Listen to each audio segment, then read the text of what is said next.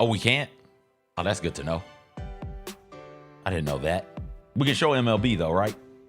Okay, cool. Did you grab the Otani graphic? All right, that's fine. Baseball show? I mean... You want to know what I want to be today? What? An Iowa high school basketball show. Why? Did you see the end of that game? Yeah, I only saw it because you sent it. 1. 2, get them all the way the hell up. They never need to touch a basketball again. Fine, but on the other side, one of the most incredible finishes that I have ever seen. Really? Yes. Okay.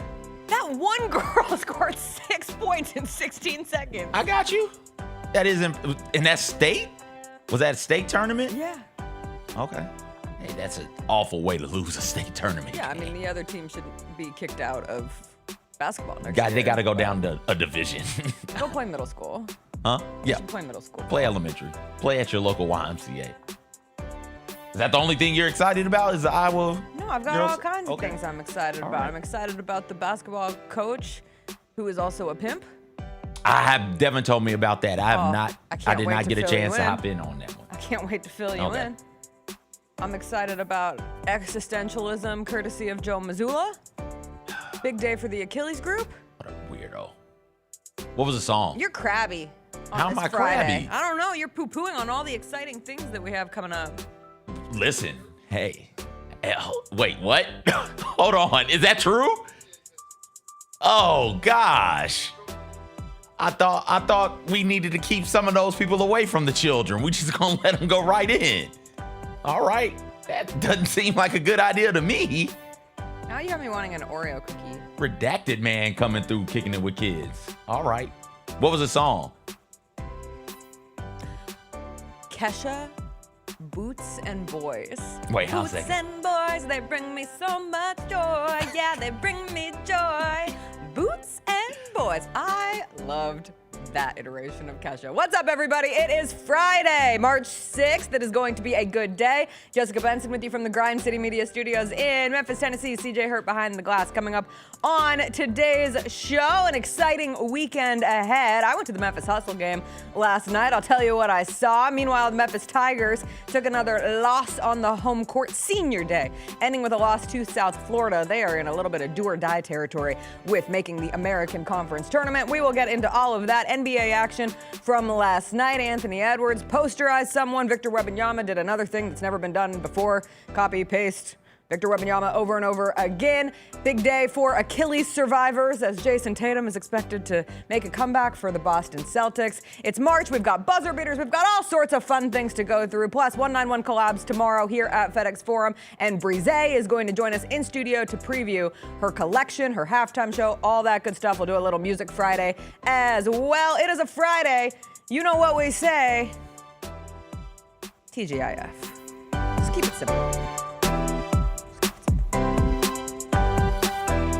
Fridays at FedEx Forum just got a whole lot more fun for the family. With the Family Friday ticket offer, a $35 game ticket gets you a $10 food voucher and access to pregame shoot-around. Additionally, for every 4 tickets purchased, you get an autographed item from the Grizzlies vault. Capture moments that last a lifetime for birthdays, youth groups, and other family-friendly celebrations. Visit grizzlies.com/Friday to grab your tickets today.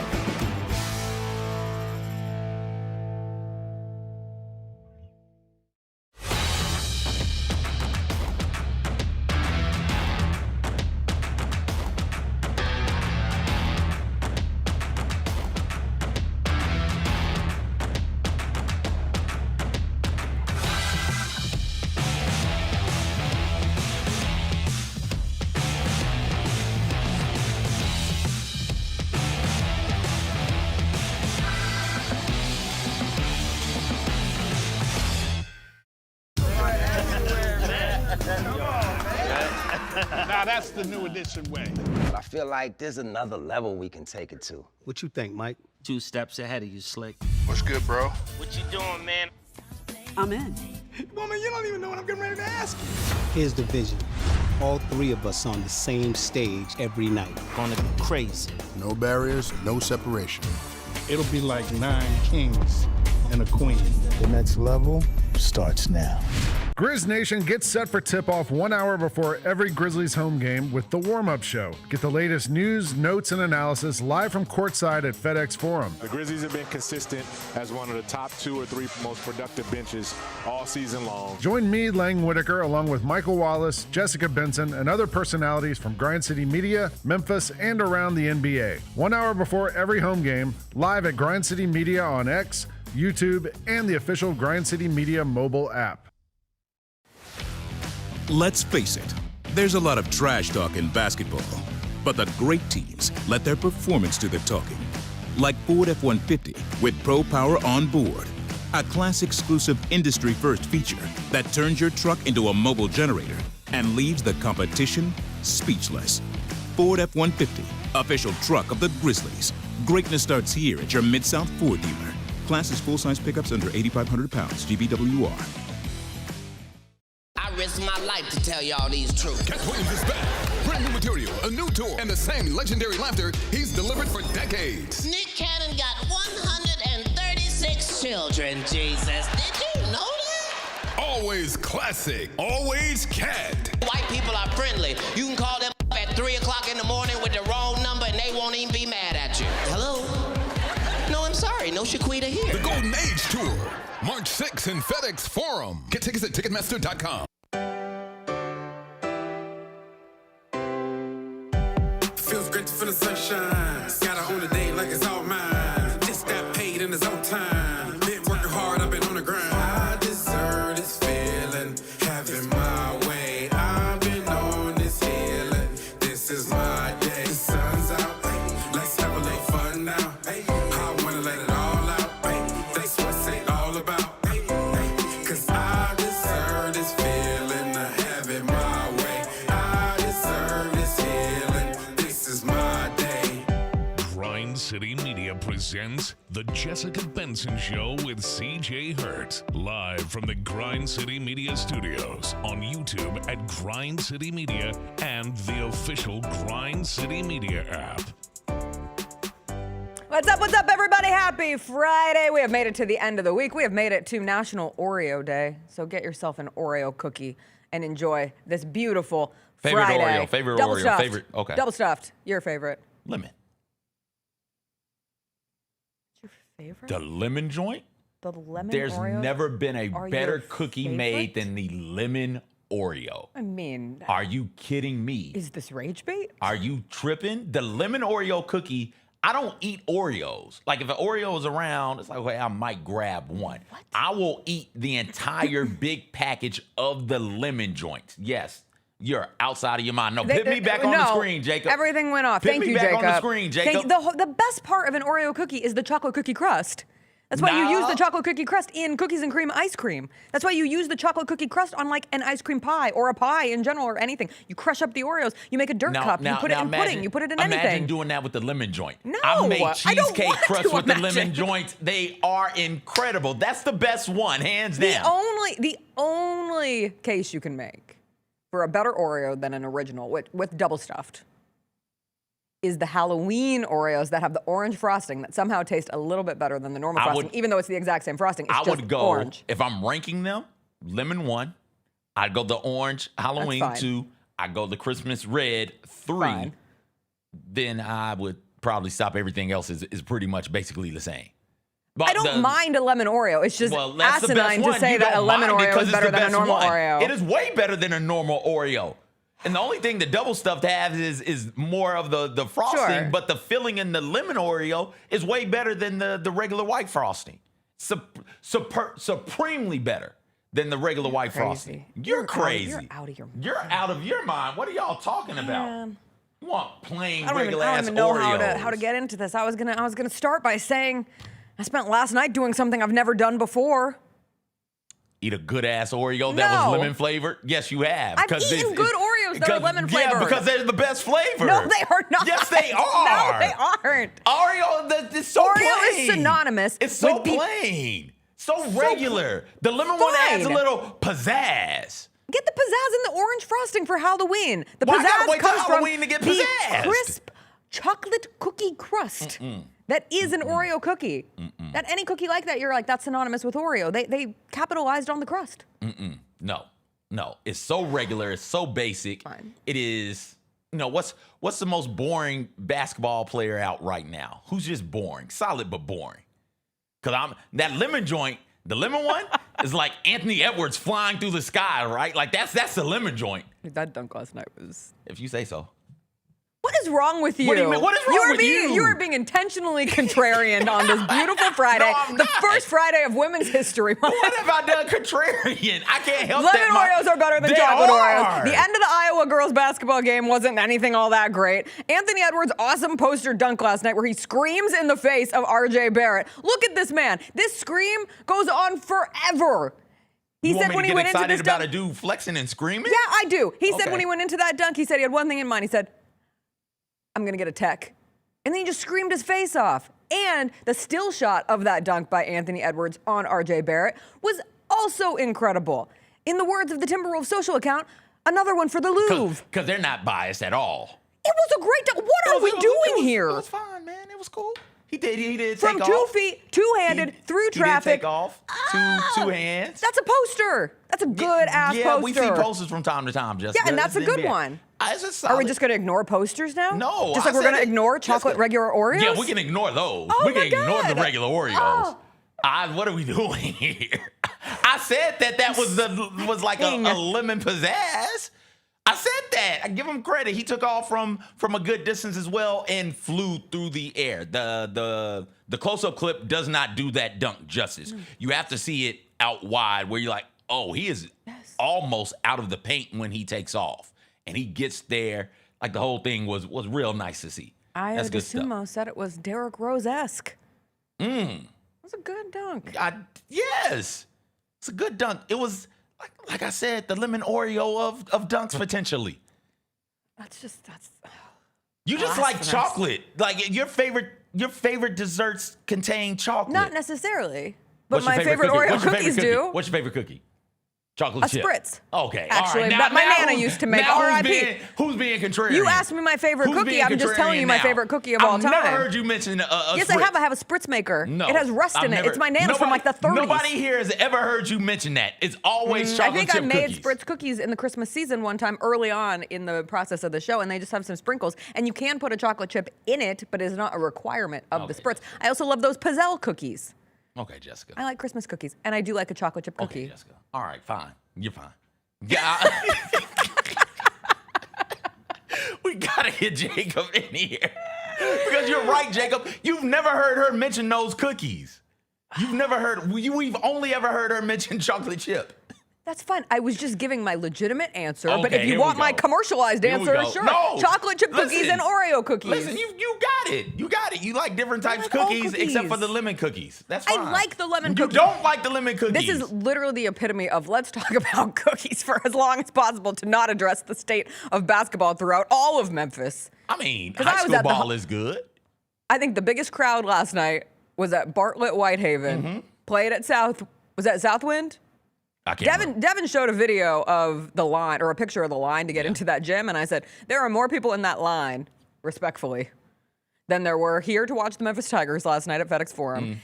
And I was at Landers Center in South Haven, where I emceed my first ever basketball game. I've never emceed a basketball game before. I've emceed events, but I've never emceed a game. And let me tell you, it is a humbling experience, CJ, to yell, make some noise at an intimate crowd. Get on your feet Hey, you, and what's your make name? some noise. You Mary? specifically. Mary, get up, Mary. Let's make some noise. Let me hear you. Mary was giving it a all last night. The Hustle fans who were there were great. Shout out to the Game Ops crew. Every time I go to a Hustle game, I have a great time. Their chocolate chip cookies. If you want to talk about cookies, the chocolate chip cookies at Landers Center for Hustle games are elite. Some of the best cookies in Memphis. I said it, or Memphis proper, Memphis adjacent in South Haven. But Harley, Jenna, Michaela, Blake, we had DJ Crystal Mercedes out there last night because it was women's night at the Hustle game. They did Pilates in the paint. They had women-owned businesses on the concourse. It was a good time. Now the Hustle. They did Pilates? Yeah.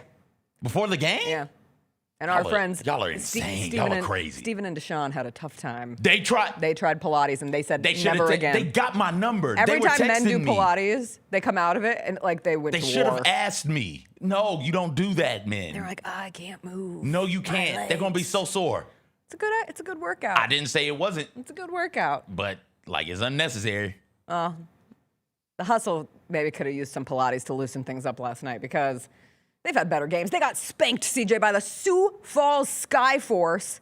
They lost 119-82. I promise it was tracking to be much worse. At one point, it was 117-69, and it was not a good time. We were like 8 minutes into the fourth quarter, and the Hustle had scored 3 points in the fourth quarter, and I said, oh boy. But I did get to see 2 interesting players last night for the Skyforce. Actually, I'll say 3. One of them, do you know who Kishad Johnson is? No. That's such a sad testament to All-Star Weekend. I was like, why does this guy look so familiar? Oh, because he's the 2026 NBA All-Star Dunk Contest winner. Plays for the Sioux Falls Skyforce. Wait, the dude who was dancing? Yeah, the guy who jumped over E40. I watched him play basketball last night. I thought he played. He plays for the Heat. Okay. But the Skyforce are the G League team for the Heat, and he spends more time with them than with the Heat. They're the what? Skyforce. Sioux Falls. Sioux Falls, not in Idaho? It's in South Dakota. Good try. Okay. I was the same damn state, basically. So they're in, but he plays for the Heat? That's a hell of a...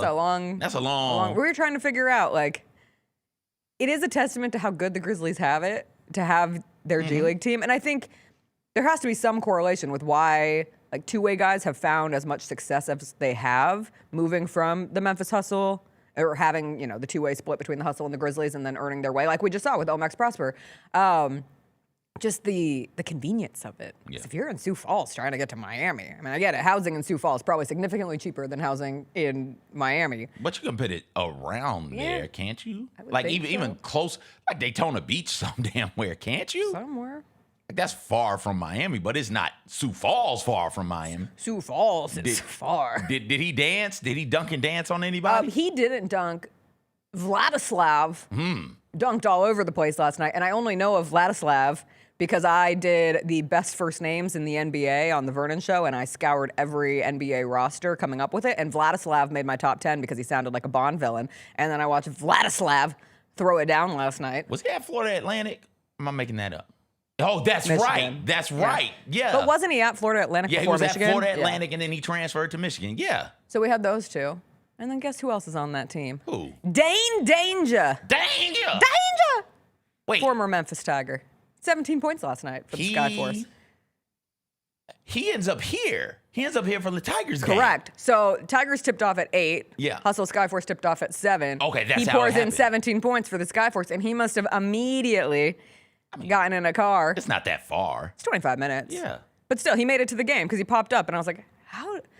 You're a wizard. And really, it's just, there's no traffic here. What a beautiful thing. What a beautiful sight. Why is Dane Danger here was my Because my it was question. a representation of happier times for the Memphis Tigers. And then, now that you say he was you playing, meant why was he Yeah, why was he here? I got you. Why, where, doesn't he have some things he needs to do? My thought was, isn't he in the G League somewhere? Doesn't he have a game? He just played a game. He sure did. He sure enough did. He just had one. Last night was senior night. Last night, the Memphis Tigers lost another game to South Florida, 96-89. The effort was there. What were they, down 5 at half?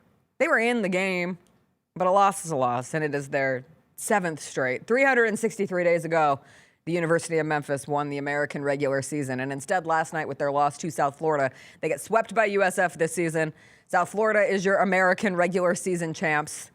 That was not something any of us expected to be the outcome of this season in the American. First time since 1993-1994 that Memphis has lost 7 games in a row. That season they lost 8 straight. We are constantly saying things like, this is the worst Tigers season since... And they do have a very real chance of missing the American tournament. They have 1 game left against Tulane on Sunday. They lost to Tulane earlier this year by 2. Memphis needs to either win over Tulane or have East Carolina lose to UAB. And if they sneak in by ECU losing instead of their own win being what pushes them in, they would be the 10 seed in the American Conference Tournament, which is stanky. We don't have to pile on. It's more of the same. Nothing changes from my viewpoint. This roster wasn't built for it. It's not a good roster. It's not a good team. And they've lost 7 straight. Best they've looked this season offensively to me. And thinking about it, best they've looked, I think, in Penny Hardaway's like tenure. The way they moved the ball, particularly against the zone in the first half, where the team zoned Memphis up because Memphis can't shoot. That's been the story for as long as I can remember. Not enough shooting on the Memphis Tigers men's basketball roster. They get zoned up, and typically the Tigers just throw it to their guy and let their guy go out there and try and get a bucket and make a tough shot. This game, they moved the ball around. They worked it inside, out, cross court. And so I was like, oh, that is encouraging. They still lost. Yeah. And they started trailing with about 2.5 minutes left in the first half, and it never looked like they were going to truthfully win that game. Once South Florida took control of it, it was South Florida's game. They didn't do a good job getting back in transition off of made shots. It was 4, 5, 6, 7 possessions where off of make, USF just runs the ball down Memphis' throat. Nobody stops the ball. Layup. They fouled three-point shooter, and USF has some really good three-point shooters. They fouled one dude, the same one dude, if I remember correctly, 3 different times from 3. Like, yo, you got to be able to contest without fouling. They, to your point, they aren't a good basketball team, and I don't know, man. Hopefully they win and get in, but I think it would behoove everybody if the season kind of just ended and you could just, all right, let's go ahead and start getting ready for what 2026, 2027 looks like. And having a clear picture of what that will be. And I'm not sitting here, I don't know, and you don't know, and we don't know. And who knows if last night, if a 7th straight loss has any further indication on what the future for Penny Hardaway is at the University of Memphis. I did think, again, I think it's pointless to pile on at this point. He did have a rough quote when he said last night, if I wanted 20 wins every year, I'd play a cupcake schedule. I've had 20 wins every year playing a hard-ass schedule, and it finally caught up with non-conference beating us up. It's a one-off. You're 7-10 in a week American. Like, you just can't say that. I don't care about the non-conference schedule. What I care about is the fact that Memphis, with more resources than the rest of the teams in a bad American conference, is barely scraping by to try to make the American Conference tournament. Yeah, this season. That's the problem. This season isn't about out of conference. Right. It's about what you've done in this conference. I mean, we see, bring it up, Gonzaga St. Mary's. You know, they're in a conference similar to Memphis's, where it's not a power conference, and it does leave a bit to be desired. But those two teams, particularly Gonzaga, take care of business in that conference. Yeah. You know, they handle that conference. So you could have scheduled the way Miami of Ohio scheduled in the out of conference and still gotten into conference and be 7-10 in this conference, and we'd be having the exact same conversation. Yeah. The exact same. It's not piling on to point out, hey, this thing isn't going well this season. That's not piling on. That's obvious. You've got to, as a program, figure out now what the next move is. This isn't an out-of-conference schedule issue. This team is bad, and they're bad in the American. With teams like South Florida and you've got this. UTSA. Yeah, they're the worst team in the American. There it is. Congratulations. And East Carolina. From sea to shining sea. Yeah, like you can't be bad in this conference. Yeah. We'll see how it goes. We'll take a quick break. Grizzlies Clippers this weekend, tomorrow at FedEx Forum. We got a Ja Morant injury update last night. We'll talk about that, plus NBA action from last night and more after a quick break.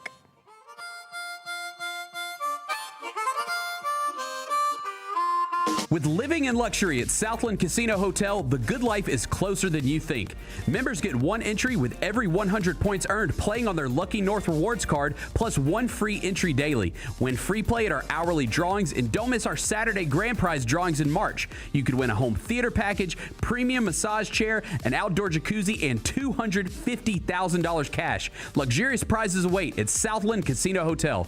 Must be 21 or older. Play responsibly. For help quitting, call 800-522-4700.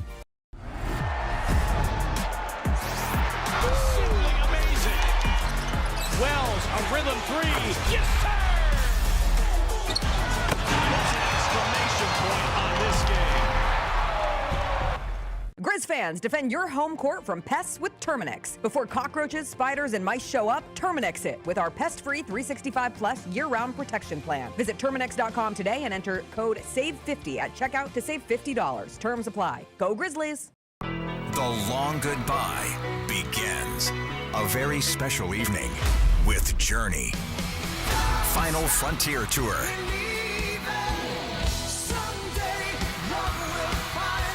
Journey. Tickets are on sale now at journeymusic.com. Your chance to say goodbye to the songs that changed our lives. Journey. Final Frontier Tour. Each challenge is unique, so each game plan is customized to identify opportunity and the path to victory. It's true in basketball, it's true in banking. Grizzlies Checking from Pinnacle with personalized planning and advice. Play hard, bank easy. Open a Grizzlies checking account with at least $100 and a recurring direct deposit by May 30th, and you could receive a $200 direct deposit bonus into your account. Details at grizzliesbanking.com. Member FDIC.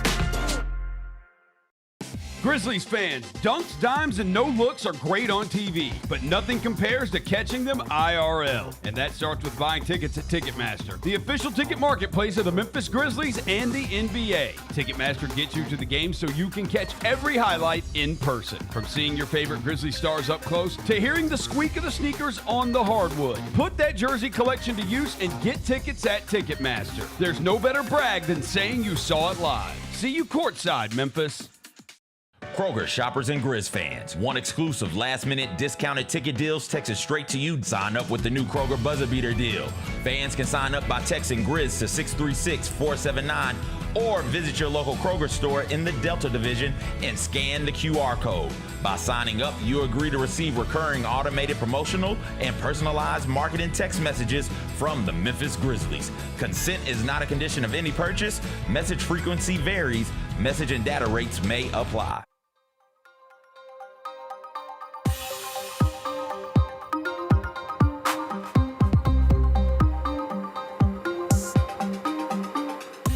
Welcome back. We got Grizzlies Clippers this weekend at FedEx Forum. Tomorrow, 7 o'clock, it is Women's Empowerment Night. Brezay is going to join us later on today's show. She's got the 191 collab dropping tomorrow. We did get a Ja Morant injury update last night. It read as the following. Memphis Grizzlies guard Ja Morant is progressing in his rehabilitation from a UCL sprain in his left elbow, but continues to experience discomfort. Morant underwent follow-up imaging yesterday, which showed incomplete healing of the injury. Morant will be reevaluated in 2 weeks, and further updates will be provided as appropriate. 2 weeks from today will be March 20th. At that point, the Grizzlies will have 12 games remaining. That includes a 6-game homestand between the end of March and the beginning of April. And the question remains, will we see Ja Morant play another game in a Grizzlies uniform? I don't have that answer. You don't have that answer. But I will say reading that injury report last night felt an awful lot like the 2-week reevaluation into a 2-week reevaluation into a 2-week reevaluation and so on and so forth and so on and so forth. Was that your takeaway as well, CJ? I thought this is what they were doing with everybody. Like the trade deadline happens, I thought that we all understood what this is and what this was. But I mean, think they're the one piece, and I agree. The most likely outcome in my mind was we're going to get the 2-week reevaluation. And we saw the injury happen, right? Like we saw the elbow slam against the backboard during that Hawks game. Crazy athletic move. It was a great game, and it was the last time that we've seen Ja. My one caveat of that being the assumed way of thinking was the idea that, and not from a fairy tale standpoint, I believe in fairy tales and I love fairy tales and I love a good story and a happy ending and I want that with all my heart. I'm not saying it from that perspective. I'm saying it from the perspective of if the last thing that we heard about Ja was him not having any trade value during the period leading up and through the trade deadline, the only way to build trade value is to see Ja Morant on the basketball court, I would think. And also from a standpoint of the focus on his availability, if this is another injury that is going to have him out through the rest of the season. He's played, I saw Anthony Sane put up a graphic yesterday that about made me puke all over myself, but it was Ja Morant and Chandler Parsons. And by no means are you trying to compare Ja Morant, one of the most influential sports figures in the city, and Chandler Parsons. However, the point was that over Chandler Parsons' 3-season career in Memphis, he's played more games, or did play more games, than Ja's played in the last 3 seasons. Just from a standpoint of whether it be injury or suspension or whatever happened in Berlin, but the idea that Ja's played 79 games, that's not going to go away if he doesn't play another game. You're going to look at that and say, Ja Morant only was available for 79 games over the last 3 seasons. And so I thought perhaps there would be a runway to see Ja Morant back on the court this season from a standpoint of trying to regain a reputation, regain value, really, when it comes down to it. But at this point, we will not see him for another 2 weeks. I think the value in Ja Morant is the contract being expiring. So whenever that happens, that's when the value is. And my thought on the situation has always been, okay, next trade deadline, so the trade deadline in 2027, he'd have about half of that contract left for that season, and then the next season's contract, and then it comes off the books. And so then I think a team, if the desire is to move him, I don't know if that'll still be the desire. He comes in here ready to go and to start the 2026 season. Like anything can happen. The Grizzlies have a couple of first-round picks. You got some talent on the roster. Who's to say he doesn't come in here ripping and roaring, ready to go, and the Grizzlies get off to a tremendous start to start the season, right? But if that doesn't happen and the desire is still to move him, my thought has always been the move would happen at the 2027 trade deadline. A team would say, okay, we have him for half of the season, for a little bit less than half of the season in the 2026-2027 season. We'd have him for a full season in 2027-2028. And then we can see he should be motivated because that contract is coming up and he wants his money. So he should be motivated. If we can make it work, then we can go out there and decide to offer the extension. I personally would be surprised if anything happened before then.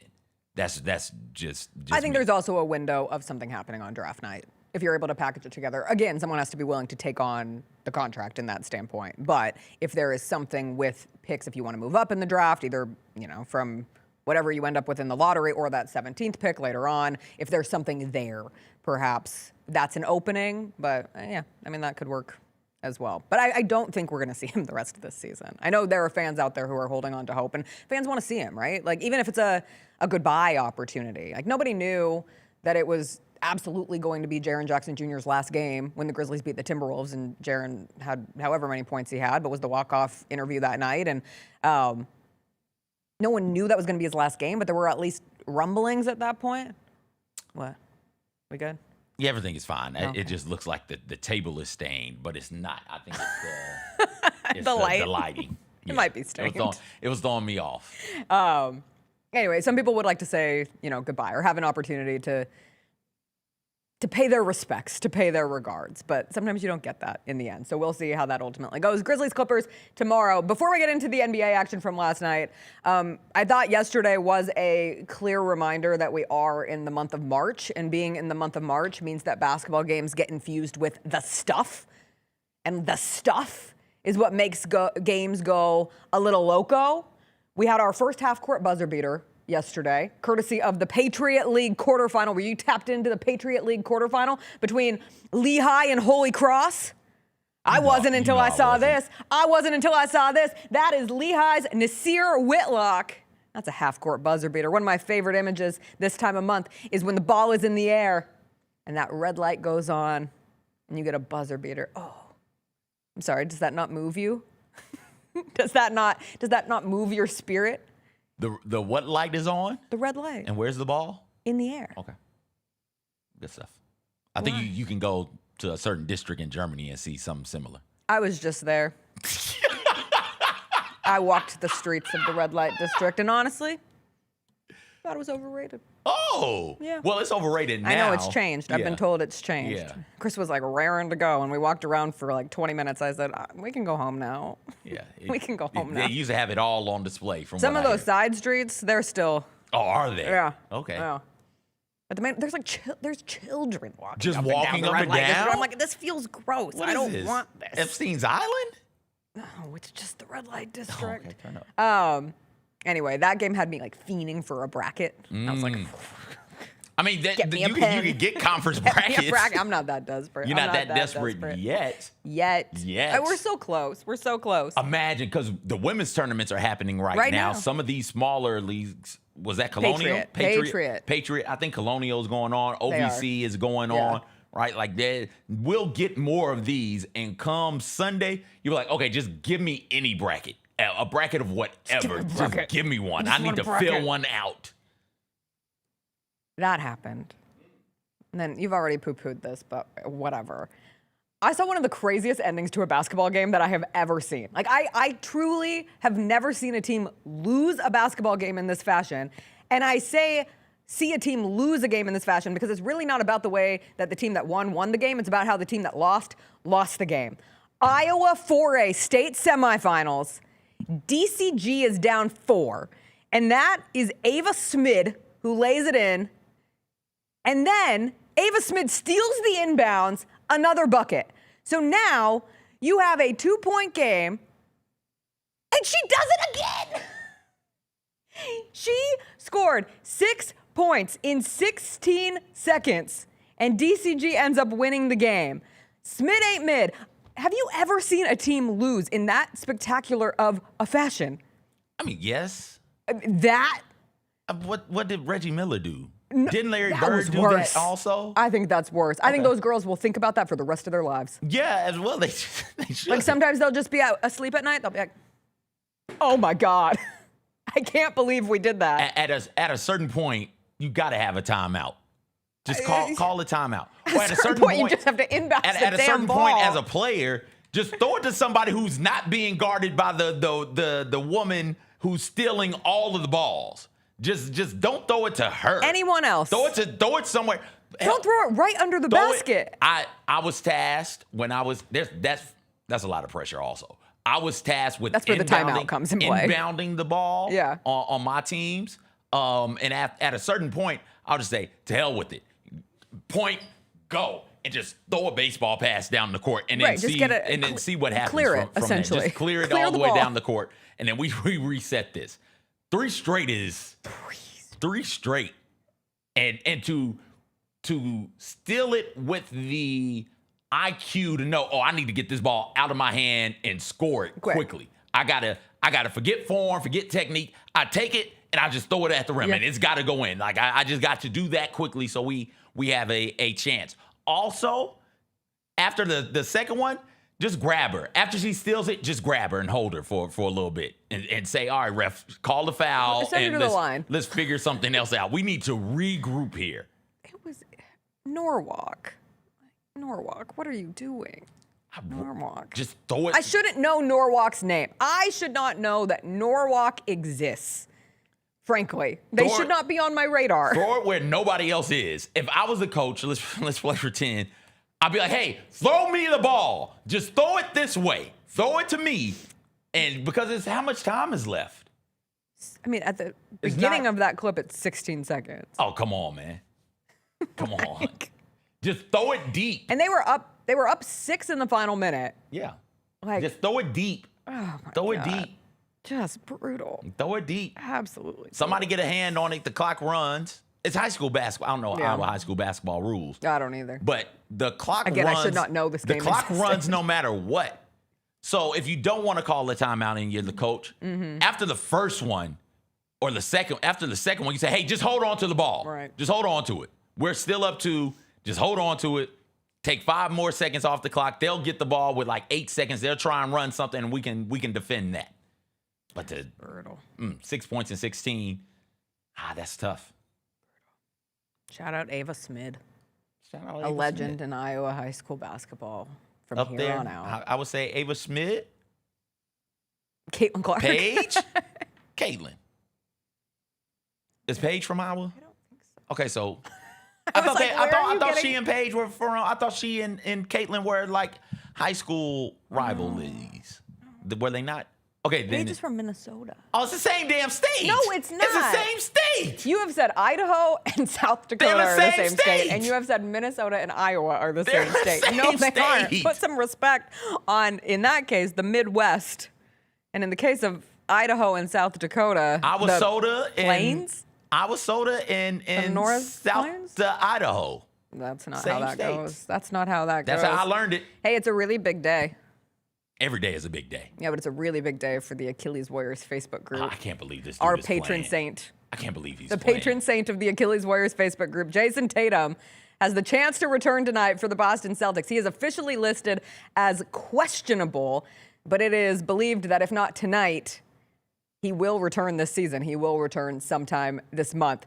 Joe Mazzulla had an all-timer quote when asked about Tatum returning in March. Mazzulla said, and I quote, "I might not be alive. I go to bed questionable. I wake up probable. I go to bed questionable. I wake up probable." You see a superstar nearing his return. Joe Mazzulla simply sees an opportunity to question his very own mortality. Joe Mazzulla, next injury report, questionable, existential crisis. Joe Mazzulla is unintentionally the funniest coach that we have in the NBA. You think it's unintentional? I think it's unintentional. I think it's just him. I don't think he's in here like writing jokes like, I'm going to hit him with a good one. I go to bed questionable. I wake up probable. No, I feel like he feels that in his soul. We don't have a lot of great philosophers anymore. Like we don't value current philosophers, right? So now we're going to have to look back. Like someone 50 years from now, they're going to be learning about Albert Camus and Sartre and Nietzsche and Mazzulla. They're going to be like, this man was the best we had. Mazzulla is approaching, I think he's already there. I think he's already Jameis Cam Newton level of sports philosopher. Okay. He's approaching Interesting. Yogi. He's approaching like the elite sports philosophizers. Okay. With some of the things that he says and does. Just like, oh gosh. All right, Joe. We get it. We got it. Somebody has been keeping track of some of his best. Mazzulla's best. This was 2 years ago. This is a Reddit post from 2 years ago. Celtics coach Joe Mazzulla explains why he sleeps with his mouth taped shut. Joe Mazzulla just walked past Marcus Smart in the locker room, did a full somersault in front of him, turned and said, "You can't do that," and then walked out. Joe Mazzulla jumped out the window of his duck boat, ran through the streets hyping everyone up, then somehow jumped back into the duck boat, even on a torn meniscus. Joe Mazzulla on getting knocked out. "I'm always up to get knocked out. I think that's important too. If you can't go through the day hoping you don't get knocked out, I don't know what you do." Again, philosophical, wonderful philosophy coming from Joe Mazzulla. Joe Mazzulla covered in sweat, gasping for air. "One more round." "No, I can't." "One more." Before the playoffs, Mazzulla invited me in to witness one of his private jiu-jitsu sessions. It was intense. Of course he takes jiu-jitsu. Joe Mazzulla on the Celtics mindset. It's win or die. That's pretty basic. It's win or die. To be or not to be, it's win or die. Hey, listen, man. He's a good basketball coach. I mean, his team's great. Terrible philosophy. Like, I think the only reason that Jayson Tatum is coming back this year is because of where the Celtics are in the genuine quest for the Eastern Conference. And they've been playing great, and Jaylen Brown has put this team on his back. But the structure of the Celtics has put them in a place where there is value in Jayson Tatum coming back in a way that there's not the same drive for a Tyrese Halliburton, who also tore his Achilles. Now, granted, Tyrese tore his Achilles a full month almost after Tatum tore his. And in the recovery process from an Achilles tear, as an expert, the week-to-week difference is huge. Like, a month makes a big difference in the ultimate trying to come back from an Achilles tear. And just because Jayson Tatum is coming back doesn't necessarily mean he's at 100%. It just means that him, the coaches, the front office, everybody around him, medical experts have determined it's safe for you to come back, and we can see where you are at from a 5-on-5 live basketball NBA action standpoint. And they don't need him to play 30 minutes right now, but you can start giving him some shots off the bench and see how he looks. You what think does he his comes off the explosiveness bench? look? Yeah, I do. Okay. I do. Now, at least in the first game. All right. and then you can start growing up or going up in minutes. I do think it will be a weird mental exercise, not weird, but a challenging mental exercise perhaps for Jayson Tatum, because if you're able to use him almost as like a shot in the arm off the bench with like 15 minutes here and there, that's great. I think from what Jaylen Brown has done this season and having to defer to Jaylen Brown will be an interesting test for Jayson Tatum. I don't want to get into the weeds. Everybody loves to have the whose team is this. I think it's more like this is the Celtics. This is how they're built. This is why they're in this place. Joe Mazzulla's just as big of a part of it as either of those two guys. But I look forward to watching it happen. I don't recall either of them butting heads before.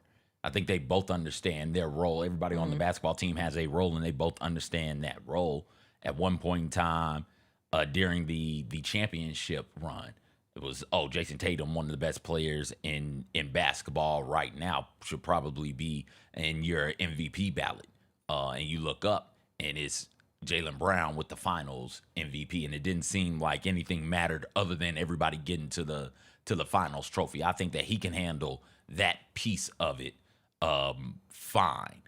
Physically, I hope that it all works.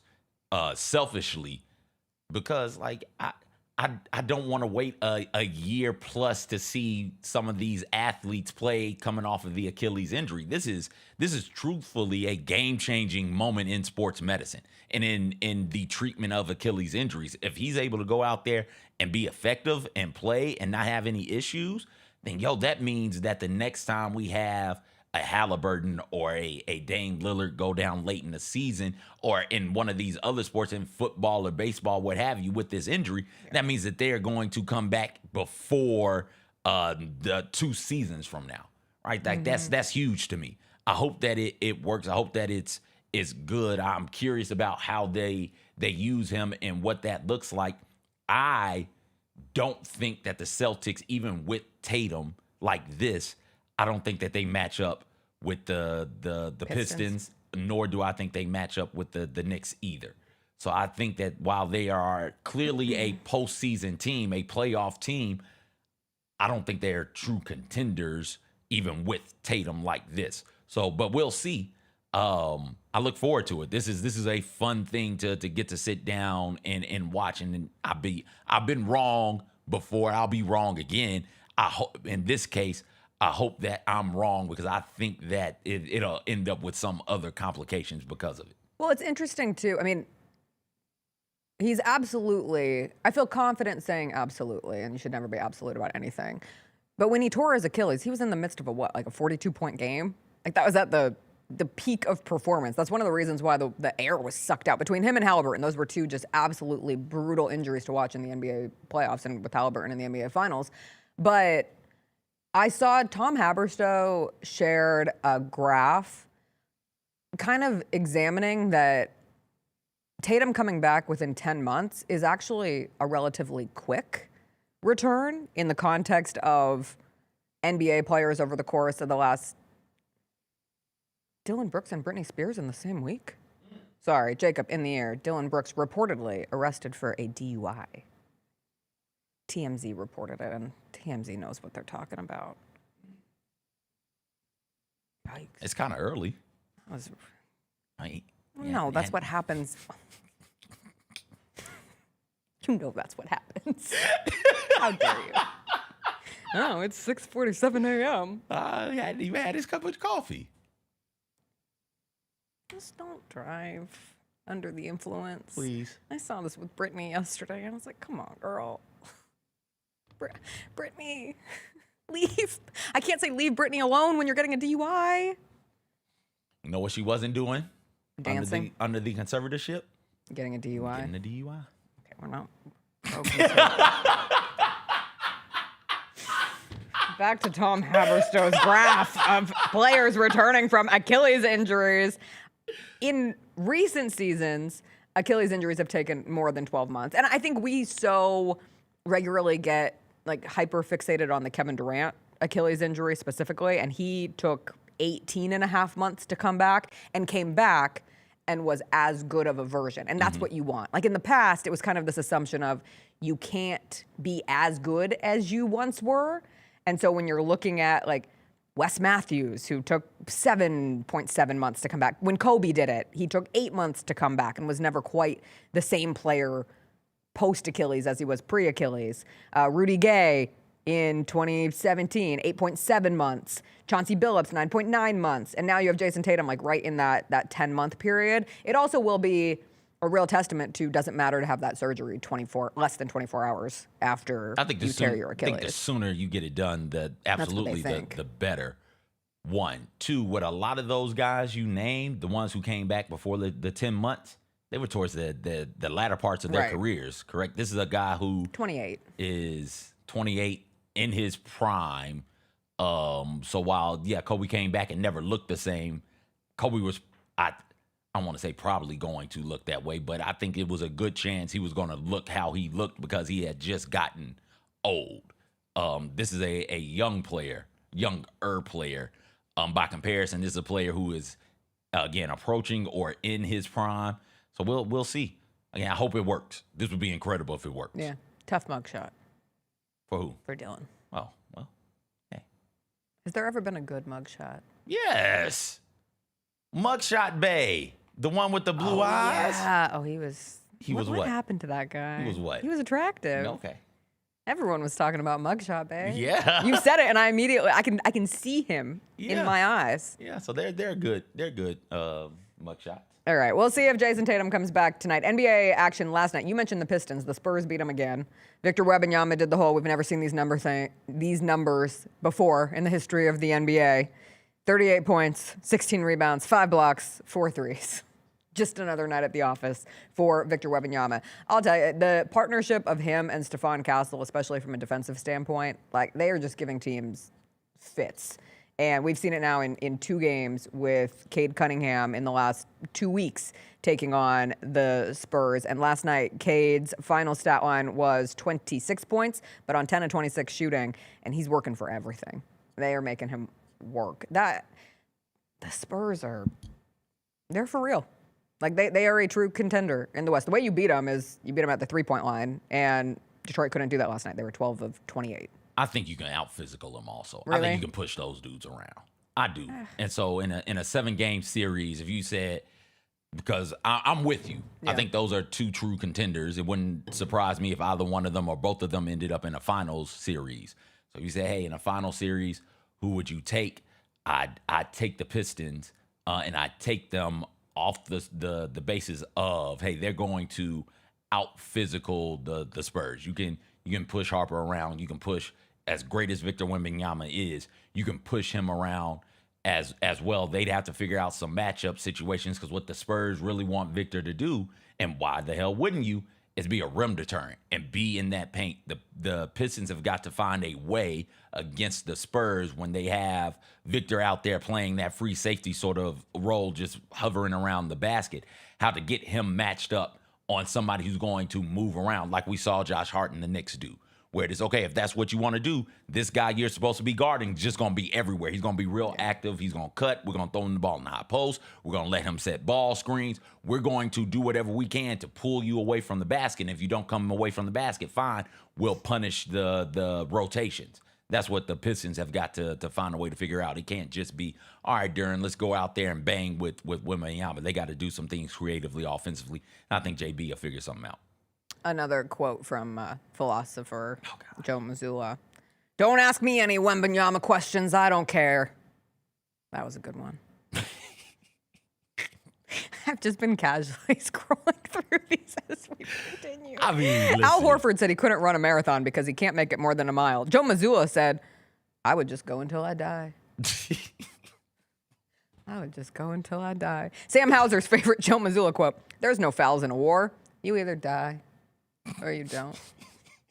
No fouls in a war. I like that. I'm going to say that one. A reporter started to ask Joe Mazzulla something about the Pascal Siakam trade. Mazzulla, save yourself the rest of the question. I don't really care. I don't really care. What a guy. What a man. Also in the NBA last night, LeBron James set the new NBA record for career field goals, 15,838. He passes Kareem Abdul-Jabbar's 15,837. Kareem was a 55% shooter. LeBron is a 51% shooter. Both wildly impressive. Will somebody catch that one? I think somebody will beat the points before they touch the field goals because the way we're going about scoring points now because of the 3, you don't need as many field goals as you once upon a time needed. Kevin Durant's your best option. He's at 11,075. What is the number? 15,842. Okay. Kareem did Even getting in top 3. I mean, the difference between Malone and Kareem and LeBron is over 2,000. Yeah. That's crazy. Yeah. We'll see it someday just because that's how this works, but it will probably not be for a long time. Kareem did it all from the 2 also. Yeah. It was strictly 2-pointers. Do you think you've ever done anything in your life successfully over 15,000 times? No. I've probably folded 15,000 pieces of laundry. Yeah, just throw them in the basket and pull them out as needed. Oh, that's crazy. How many times do we tie our shoes in a lifetime? Me, never. Okay. I slide them on as much as I can. I have those backs. They're all like crunched down because I refuse because I'm lazy. All right, before we get Brezay in here to preview this weekend's 191 collab, did you see the crazy story about the Cal State Bakersfield coach? Devin told me about it in passing. I meant to go back and look into it and just did not get a moment. Okay. Incredible post from ESPN. Never have I clicked a link so fast. As they say, police say a coach on the Cal State Bakersfield men's basketball program was moonlighting as a pimp across 4 states. Multiple dismissals have occurred at Cal State Bakersfield as an investigation probes who knew what and when. Maybe should have been more focused on basketball because Cal State Bakersfield last in the Big West this season. However, their athletic department has been in chaos since August 29th when their head basketball coach at the time, Rod Barnes, got an anonymous email from somebody saying that his assistant coach, Kevin Mays, was also working as a pimp. I say assistant coach. He was actually a temp. He was a temporary assistant coach who was hired in June. All of this is the Cal State Bakersfield is going to be in so much trouble because of something a temp did? A temp. He is also a former player. But yes, a temp who was, wait for it, getting a salary of just over $3,000 a month as an assistant coach, but a temporary assistant coach. He's a player, now coaching at his former university. This email identified a woman who Mays allegedly trafficked for several months. And the letter used all caps. It started with, important message, 911, 911, and then accused him of trafficking a girl since May. The email said, fix it or the whole staff will fall. So Barnes, the head coach, forwards the email to HR because I don't know what you're supposed to do in this situation. So he sends it to HR. HR sends it to the police. This spurs an investigation. Mays gets hit with criminal charges, and he's being held without bail. 11 criminal and misdemeanor charges, including felonies like pimping, also charged with possession of firearms, meth, marijuana with intent to sale, child pornography, distribution of obscene matter involving someone under 18. He has pleaded not guilty on all charges. Since this all started, Barnes, the head coach, stepped down. The athletic director stepped down. Barnes says he was shocked by all the allegations, and he's like been around. Like Barnes has watched some of the Cal State Bakersfield. He was a longtime coach there. Took him to the NCAA tournament one year. He's been at games, but he won't comment on the situation. But from everything that came out like before and from the police statements, he was shocked at the allegations. What? Okay, if so, put him in jail. Sure. Like that's period. I don't think I need to elaborate anymore on that. I'm curious though, from a person in charge standpoint, did the coach not do exactly what the coach was supposed to do? Yes. These are allegations. I can't fire somebody for allegations. I passed it to HR, who passed it to the police. Once the police conducted their investigation, we found out, okay, cool. Mm-hmm. Now let's let him go with, because we can now, and then we can keep it moving. I don't understand why everybody is stepping down and being forced out. I think it's just one of those things where it's such a bad, this happens sometimes, where the situation is so bad that somebody has to answer for it. And in this case, the 2 people to answer for it would be, well, 3 people, the person who's in jail for committing said acts or the alleged acts, and then a head coach and an athletic director, because technically you're in charge of all the people. Even if that person, and I believe the ESPN reporting said, he passed a background check. So this wasn't something that was public. And the letter was written in a way, I guess, that it appeared to come from a fellow sex worker, so someone who perhaps he had experience with out in the field, and then she was almost acting as a whistleblower.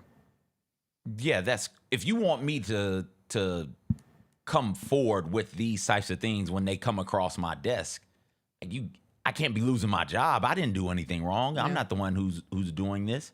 I did what you were what I think you're supposed to do. I think I need to know a bit more, but if it is as simple as, hey, I pass it up, who passed it up, who passed it up, and then we got the word, then we that's a chain of command. That's how you're supposed to do things. If you want people to be as forthcoming as possible with this type of information, I don't understand how I get in trouble for it.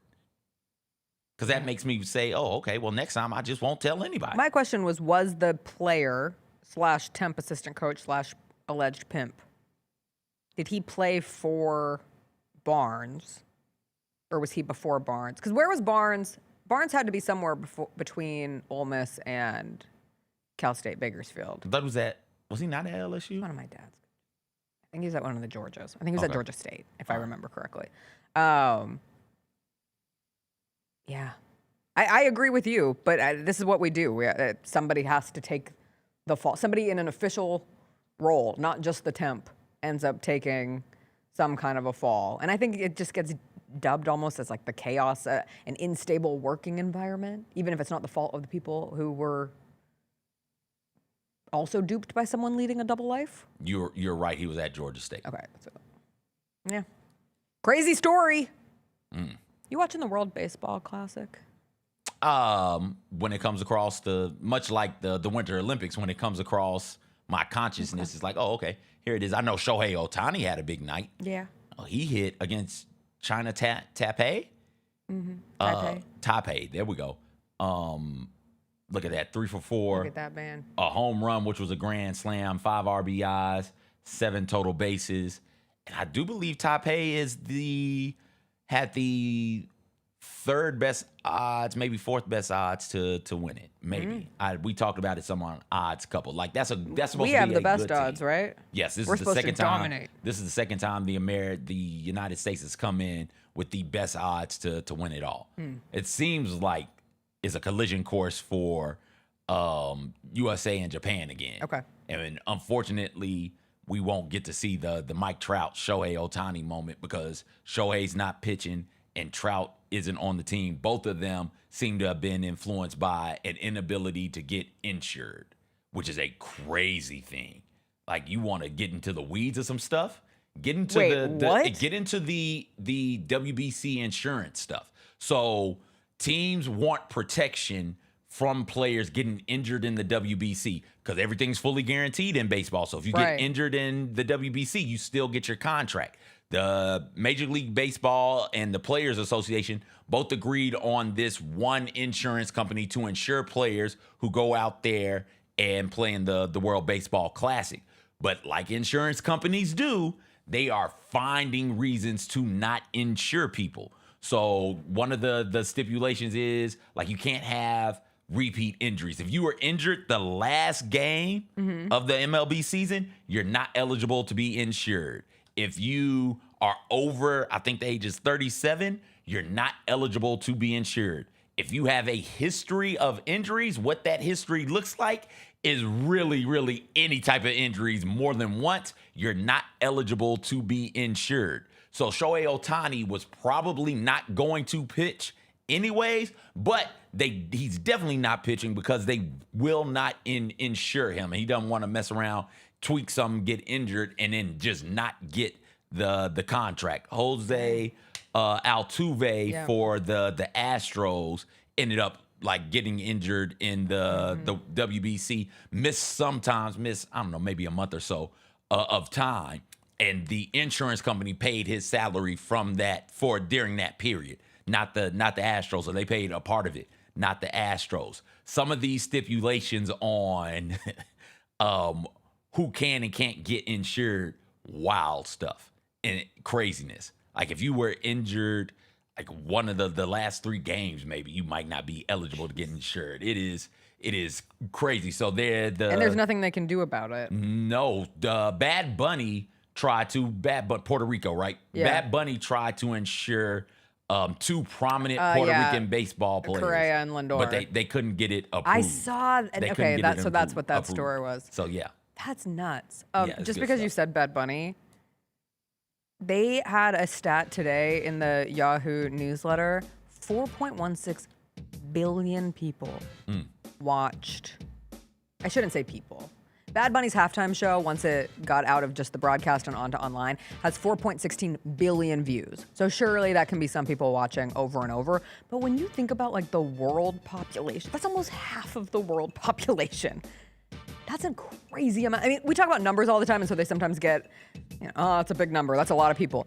Like 4.16 billion with a B? What a B. With a B? That's a lot. All right, we got to take a quick break. Brezay is going to join us in studio. She's got a 191 collab dropping both tomorrow, and then it's such a big collab that there's going to be another drop date next week. We'll catch up with her about the collection, about the halftime show, and more after a quick break.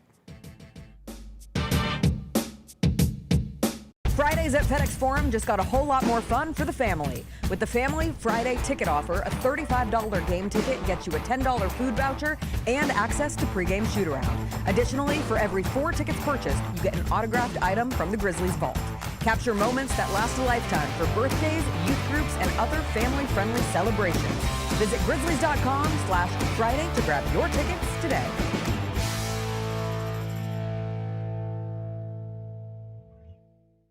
Jeff Dunham, Artificial Intelligence, his all-new tour. Just a hand. You're the other white meat. Brezay, how can you be so smart on one hand and so stupid on the other? Well, you're half of it. I realize I could have avoided all this years ago with one simple word. I do not. Silence! Don't miss a Memphis. Friday, April 10th, FedEx Forum. Tickets on sale Monday, September 29th at jeffdunham.com. Orthopedic injuries can be unpredictable, unforeseen, and unscheduled, and Ortho South understands this better than anyone. Since your injuries don't make appointments, you don't need to either. That's because Ortho South welcomes walk-ins during the weekdays, in the evenings, and even on Saturdays. So next time an unforeseen injury makes an unscheduled appearance in your life, visit orthosouth.org to find your nearest urgent care location. Just walk in, and Ortho South will take care of everything, especially you. Learn more at orthosouth.org. That's orthosouth at orthosouth.org.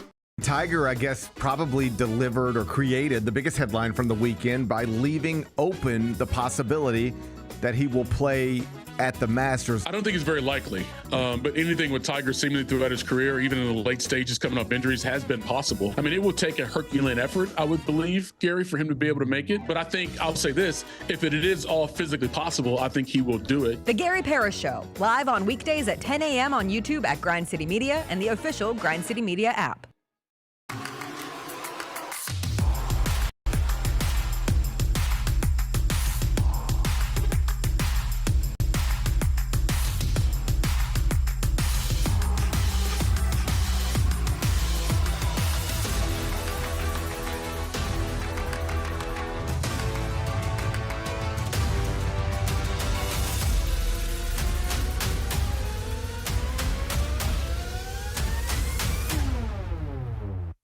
Risk my life to tell y'all these truths. Cat Williams is back. Brand new material, a new tour, and the same legendary laughter he's delivered for decades. Nick Cannon got 136 children, Jesus. Did you know that? Always classic, always Cat. White people are friendly. You can call them at 3 o'clock in the morning with the wrong number and they won't even be mad at you. Hello? No, I'm sorry. No Shaquita here. The Golden Age Tour, March 6th in FedEx Forum. Get tickets at Ticketmaster.com. Thanks for showing up, Memphis. Nothing beats catching your Grizzlies IRL, and nobody knows that better than you. So next time you want to hit up a game, Ticketmaster's got your back with tickets to every upcoming matchup. Whether you're catching the Grizzlies at home or on the road, you'll find tickets at Ticketmaster, the official ticket marketplace of the Memphis Grizzlies and the NBA. Keep putting that jersey collection to use and get Grizzlies tickets today. There's no better brag than saying you saw it live. See you courtside again soon, Memphis.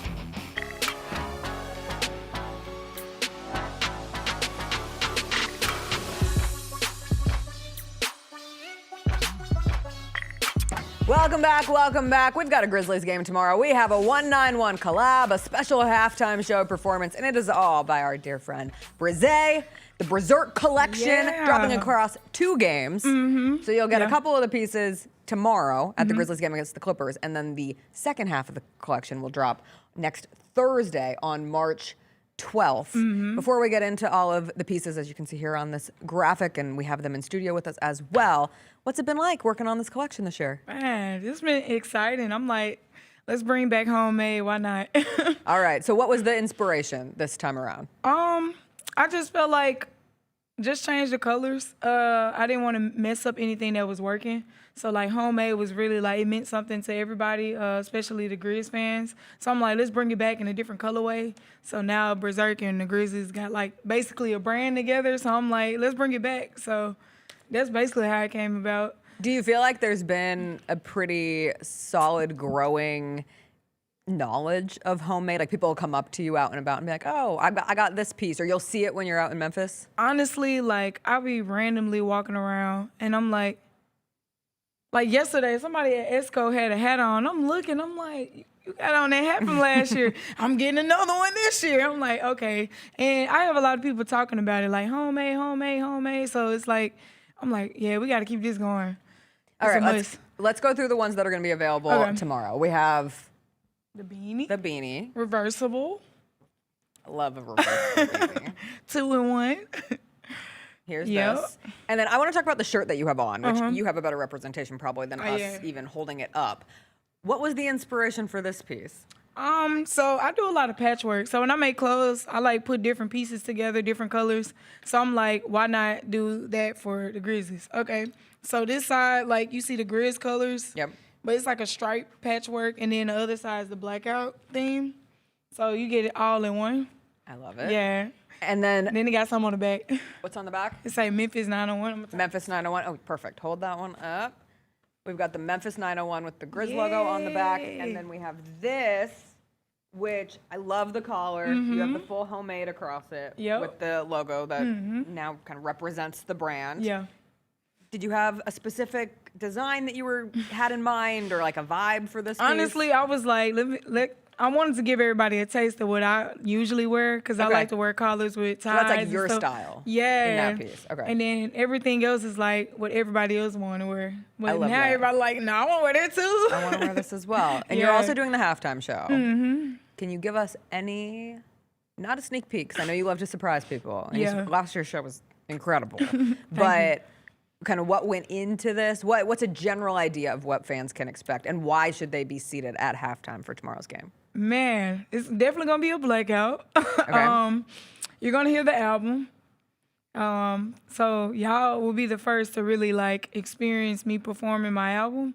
So I think, I don't want to give you too much. You gotta watch it. But do you have a theme of this album? Yeah. So the theme is called Genre Queen for my album, because I do all genres. So I did like different kinds of music. But for the blackout, you would literally see like my music lining up with the clothes that's dropping. So it's kind of like, cool. It's almost like you get a fashion show, but a little synergy with all of your different artistic projects. Yeah. This is such a representation of you as an artist, because you have your music, you have the fashion, everything kind of coming together in the artistic space. I know you're a big part of the Memphis art scene in general. I wanted to ask you, what's your favorite thing that you've been to in Memphis over the last couple weeks or so? The Grizz dropped last year. Okay. That's a good one. I know that's cliche, but I'm like, that was my favorite thing, because I'm like, dang, I'm in the form. In the form, and getting to do like a cool blend and using that synergy to kind of have all your projects on display at once. I would assume it's really cool. Yeah, I'm able to be around a lot of Memphians, so that's the best part about it. Nice. Yeah. If there was an artist you could work with, musical, fashion, painting, drawing, sculpting, I don't know all the different types of arts, but any type of artist, who would you like to collab with? Honestly, I would like to collab with Doechii. Doechii is very creative. Her music is fire too. Like, I listen to her faithfully. And she's also into fashion. Like, they be doing some crazy stuff to her clothes. I'm like, girl, I would wear that. So definitely, I get my inspo from her. Okay, speaking of your fashion, obviously you have the shirt on. But I want to ask you about your rings. Oh, and also your nails are flat. But Watch rings. Yes. Okay. Is it just straight for fashion? Do you like the watch rings? What's the story behind it? Man, at first I was online. I saw the rings. I'm like, watch rings. I'm like, okay, let me just order it. And I started wearing it. It literally goes with everything. Yeah. And then, like, the funny thing about it, you can literally see it working. It's ticking, too. So it's a real watch. It functions it's like as a watch. Yeah. So I just put a bunch of watches on. Do you ever worry that you have no excuse to never know the time? Yeah. So if somebody asks me, I'm going to be like, I've got a couple options. yeah. And then I plan on coming out with a watch ring line for my brand. Oh, nice. Because I wear them all the time, and everybody is like, where you get it from? I'm like, let me go ahead and do that too, because might as well. Is there a fashion trend right now that you like the most? Or something that you think is on the way of the up and up? Ooh, it's a lot of trends. Honestly, I feel like 2025 is going to be 2026 too with the fashion. I haven't seen anything different, really. It's been a lot of baggy clothes still, like, and I'm going forever wear baggy clothes, okay? I don't care if it's not a trend, okay? But honestly, I would say a lot of patchwork. I'm seeing a lot of brands go towards that way. Just adding random patterns, like people mixing patterns up now. Because at first they used to be tacky. That's what people used to call it. Like, why you got on cheetah print with stripes? Like, what is that? Now it's like add another one. Yes, like everybody's doing a lot of patterns. But one trend I don't like is everybody having sparkles on everything. I'm like, y'all got sparkles on everything. Ditch the sparkles, but come to the Grizzlies game tomorrow. Because you can get patchwork. So you can be up and trendy. You can get the shirt, either of the shirts, along with the beanie. And then next week, you will have the opportunity to get the hoodie and the hat. And everybody's talking about the hoodie. So you're going to have to be in the building if you want to get the hoodie from this 191 Collabs. Brezay, thank you as always for taking the time. We're so excited. I cannot wait to see the halftime show. It's the hardest part of my job because I'm doing the radio halftime show. I have the headset on, and I'm like, I just want to watch. But you all will get to see it tomorrow. Grizzlies, Clippers, 7 o'clock. Doors open earlier. Gee in the building for the 191 collab with Brezay. We will take a quick break. When we come back, a little Music Friday. Some new albums dropped this morning, or I guess overnight. We'll get into New Music Friday, what we're listening to, and more after a quick break.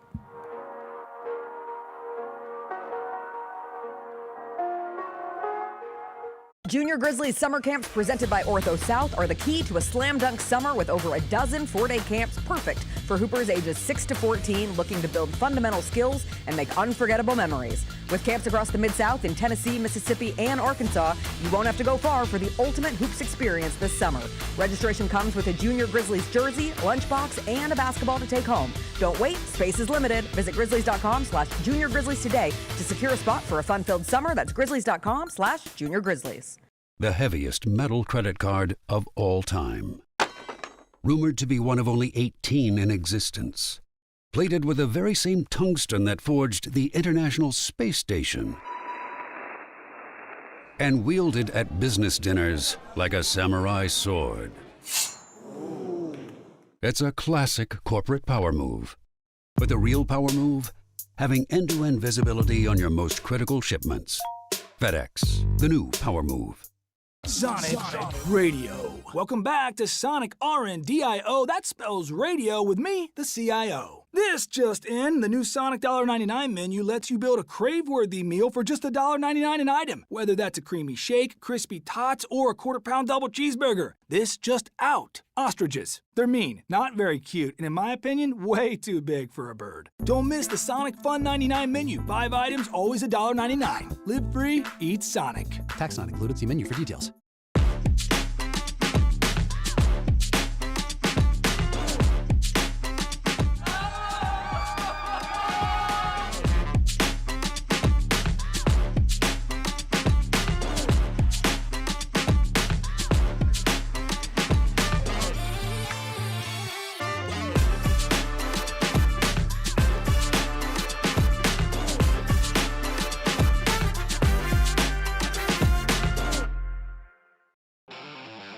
Thanks for showing up, Memphis. Nothing compares to catching your Grizzlies IRL. And that all starts with buying tickets at Ticketmaster, the official ticket marketplace of the Memphis Grizzlies and the NBA. Ticketmaster gets you to the game so you can catch every highlight. Put that jersey collection to use for the next game and get Grizzlies tickets at Ticketmaster. Whether they're here at FedEx Forum or on the road, Ticketmaster's got your back when it comes to scoring tickets. And there's no better brag than saying you saw it live.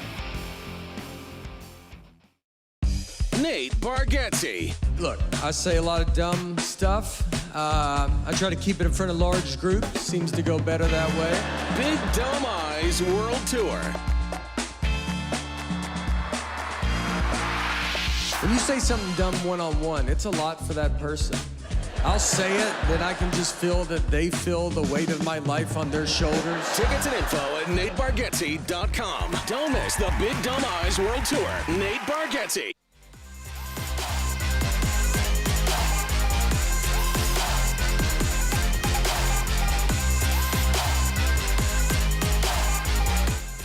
For all the fans of this show and Grind City Media, we have a special discount code for up to 30% off Grizzlies tickets just by using this promo code GCMFan. That means tickets for the prices for the upcoming Clippers game as low as $17. Head over to grizzgroups.com/GCM. Lock in your discounted seats. Again, that's GCMFan at grizzgroups.com/GCM. Don't miss out. A little Music Friday. Gnarls Barkley has a new album, which I saw that you just learned about in the chat. I just learned about that. You learn new things every day. Every Holtz single Dies, day. That's new the only Charles reason. Barkley album. Well, That's come what on, this show's man. for. You didn't have to start with that. It's just been 2 days of learning things. That's all. Who else did we learn died yesterday? One of our animals. Grumpy Cat. Yeah, R.I.P. Grumpy Cat. Yeah. Tough. 7 Gone, years but never old. forgotten. Grumpy Cat. I listened to a bit of the new Harry Styles album. I really was enjoying it. Okay. I was enjoying the vibe. Haven't listened to all of it. And then I listened to the single off of the new Yebba album. She has a song called West Memphis. So I look forward to listening to West Memphis, but have not yet listened to that. Have you listened to anything new recently? No. You're still mad about the Bruno Mars album. Yeah, well, I'm not mad about it. I'm just I not was a going to little listen frustrated by it. to it. I call it Target music. It's not even good enough to be Target music. I think it's perfect Target music. I think it might be background pop. No, it's not even good pop music. Target music is good music. It might be older good music, but it's good. Like there will be nothing from this album that gets played in a Target. I've been still listening to the Fall Off. So as far as new music goes, music that came out this year, I don't think we talked about it last week, but Jill Scott dropped a new album that I've been vibing to and listening to. I love Jilly from Philly. I like it when she get a little nasty, admittedly. So give me some of that. But yeah, outside of that, no, nothing. Oh, T.I. and 50 Cent are dissing one another. Oh. I am not in the business of trying to keep up with grown man beef. I couldn't care less why these dudes are beefing. But T.I. has dropped like 4, maybe 5 songs, somewhere between 3 and 5 songs, just dissing, Just all going at dissing 50 Cent. Some of them are good, some of them are like, okay, whatever. There's one though that uses Ball and Parlay, which is Tuskegee's song. It is called Trauma Bond, I think is the name of the song. I'll double check that. But it uses Ball and Parlay. So I'm listening to it. It's like, oh, this is incredible. And it's, Tuskegee has a school song, and this is almost akin to a fight song, much like I think it's Fight On, your school song, and your fight song. Because schools sometimes have like a fight. I'm not sure if Rocky Top is the Tennessee school Fight song, but it is the fight song for the Tennessee Volunteers, right? Ball and Parlay is something similar to Tuskegee, and that one is really, really good. Okay. That and T.I. is having a moment right now of relevance in the oddest sorts of ways for me, where it's like, oh, I like the new T.I. song too, whatever the new one is. I'm blanking on it right now, but I like that one also. So yeah, those are the things that I'm listening to. Yeah, it's called Trauma Bond. Oh. Yeah, it's good stuff. I was listening to this business podcast that I listened to, and they're like, and on today's show, find out who the first rapper to donate their voice to AI is. And I was like, all right, you got me. I'm Is it curious Lil if Wayne? it's going to be. No, it's Soulja Boy. Soulja makes Boy sense. is the first. That makes Did sense. you? I forgot all about this story, but they dove into it. Soulja Boy, for the longest time, and I think he still claims this, was the first rapper to use the iPhone. Soulja Boy claims a lot of things. Apple has never like corroborated it, but they've never said it's wrong either. Soulja Boy is whatever. He claims He's- a lot of stuff. He's a pioneer, please. Soulja Boy is whatever. Soulja Boy is a pioneer. You're gonna be so pissed off at this story. So I'm listening, right? And so he gives his voice to this group called Bland. And Bland should be what all AI creative entities are called. But it is a company that is now using Soulja Boy's voice, and they provided a phone number and like trying to do a nice little like homage to Kiss Me Through the Phone. But Soulja Boy pops up. It says, call this number and you can talk to Soulja Boy. And sure enough, you call this number and you can talk to Soulja Boy. And he'll have like a full conversation. Like if you want to get Soulja Boy's take on Jayson Tatum returning from injury tonight, you could call and say, Soulja, what do you think about Jayson Tatum? Like we could call this number right now and have a full conversation with Soulja Boy. What a raggedy ass graphic also. Yes. Okay. Go ahead. It's a screenshot from the video. Oh, They okay. didn't put out a specific graphic, so Well, what a somebody just raggedy- grabbed that from that video looks- the video that I came got out. you. Sure. That video might have so been like done like that on he can take your business calls, he can take your personal calls, he can take whatever call you want. It sounds like a basic thing. I said, it kind of reminds me of the old AIM chatbots with like Austin Powers or the various fake people that you could communicate with on AIM. Turns out, Bland has heavy stake in using AI for telemarketer calls. And so they are trying to normalize the process of hearing voices that sound so real that someday you're going to get a call from a telemarketer or from somebody doing some sort of business, and you're going to hang up that call, and you're never going to have realized that you weren't talking to an AI bot and not a human. I was like, oh, they're trying to water this down with Soulja Boy. Do not like that at all. I didn't either. Somebody tried to get my grandmama one time. Like, hey, Granny, this is your grandson. And she's like, which grandson? They wouldn't say a name. She's like, no, I'm not giving you no money. You're just gonna have to rock Those ones wherever are you scary. at. But those are people, aren't they? So that is a person. Yeah. If it is AI who's doing it, and we all have our information all floating about online, call my granny, say, hey, it's your grandson. Say CJ. She'll do, she'll send the money, and now you've effectively scammed a bunch of old people and young people, just people in general, out of their money. This was an episode of DMV. Oh, really? Where, so one of the characters is trying to get his chair taken care of. He sits in a broken chair. He wants his chair to be replaced. He ends up calling the DMV. They work at the DMV. Ends up calling the DMV and talks to what he thinks is a person, but it's not. It's AI, and it's just like a chat bot. And he ends up befriending this thing because it is sympathetic to him. It laughs at his jokes. It tells jokes that he likes. It introduces him to things that he enjoys. They reminisce together, and then he finds out that it's not a real person. He gets really, really sad. I think Leslie Jones is in that. Leslie Jones is in that episode. DMV is a good. DMV is a good TV series.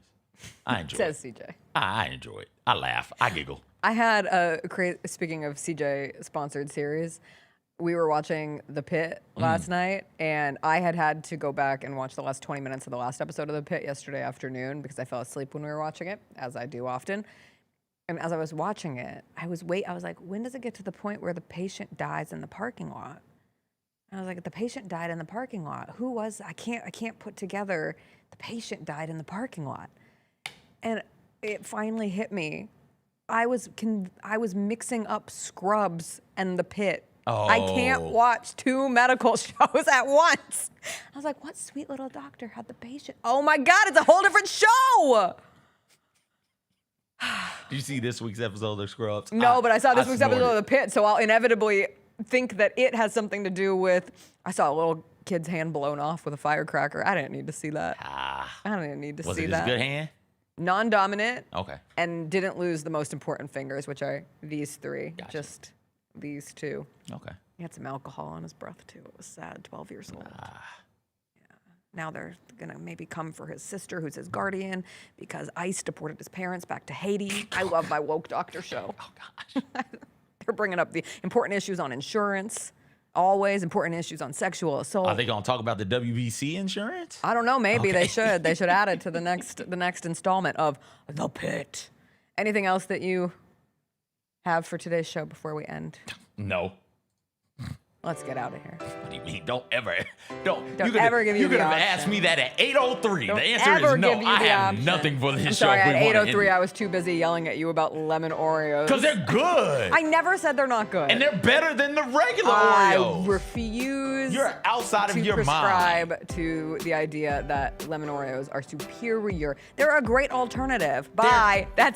He's just gonna leave, Jacob. You just Jacob. made his day. You just made his Friday. Jacob. He can't help it. He's still talking. He's still talking. All right, everybody. Have a wonderful rest of your Friday. Turn the lights off. Carry me home. Na na na na na na na na na na na. Jessica, I really am not here for your shenanigans. Get out of here. Go eat some Oreos. No, why are you trying to give me the sugars? The sugar. The sugars. Why are you trying to give me the sugar? What is it, drugs? Just say no. It's a Dare to say no. You know we say that about the diabetes. The sugars? Yeah, we call it the sugars. I've never heard that phrase Oh, before. okay. It's a Southern thing, I think. Yeah, Okay. the sugars. Well, Call me out here with no foot. Call me Kunta. you could be on The Pit. Oh, I could be. It'd be a great storyline. It would. All right, everybody. Have a wonderful weekend. Grizzlies, Clippers tomorrow. The Tigers will wrap up their regular season. We'll find out if come Monday we're talking about them being in the American tournament or not. I hope everyone has a wonderful weekend. Oh, I'm going to see Banana Ball. How? See everybody Monday. Bye. No, you don't get to end the show like